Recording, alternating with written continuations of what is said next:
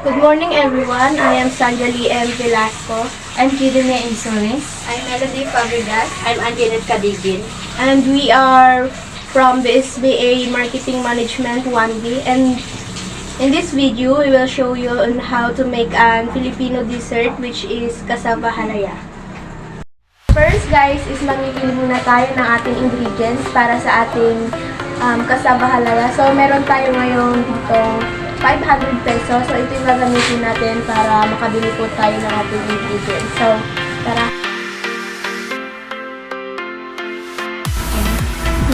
So, ito po yung mga pinamili naming ingredients. So, yung una po is yung cassava or kamuting bagin. Then po yung star margarine and condensed milk. So, hindi na rin po kami bumili ng asukal kasi po sabi ng tindera po ay matamis na din po yung klase ng kamuti na to pag pinagay. Ayun, yung una natin gagawin is hugasan muna natin yung ating kumuting bagin or ang ating kasama. Next ang gagawin natin is talagain natin na yung ating kamuting bagin para lumambot na ito. At pagkatapos, babalatan natin agad.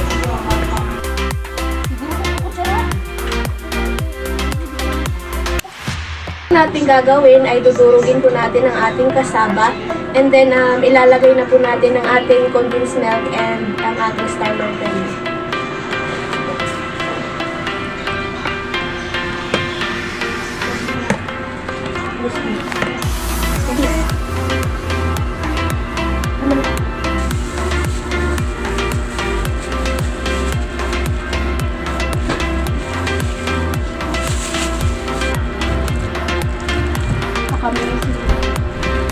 Ito na nga dahil tapos na natin i-mix lahat ng ingredients natin. So, ang last step na gagawin natin is i-flat na natin yung ating cassava halaya.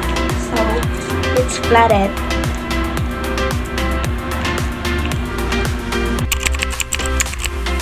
So, this is the final result of our cassava halaya. So, let's taste it.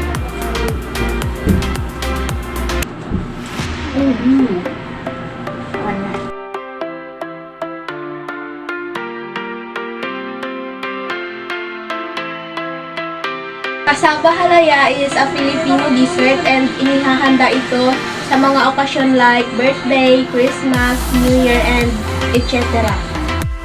The texture of our cassava halaya is nagaspang and malambot, and then the color of it is yellow-orange.